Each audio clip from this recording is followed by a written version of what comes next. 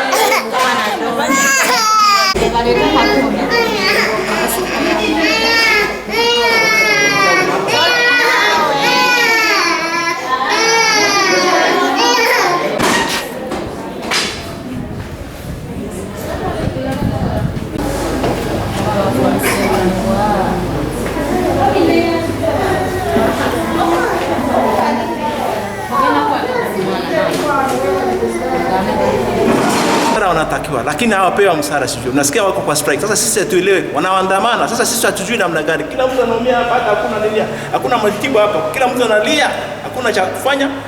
Watu wanahangaika. Hakuna chochote iko hapo. Lakini sisi kwa naomba kama serikali nakumbuka tafadhali wasaidie maana sisi pia tunaumia. Sisi wananchi tunaumia, hatuna chochote ya kufanya. Tunataka usaidizi wa daktari hawapatikane. Sasa sisi tufanye watu wanakufa huko nje, hata huko unaona namna hivi wanakala, hakuna kitu wanafanya. Tafadhali tunaomba kama kuna neno hivi watusaidie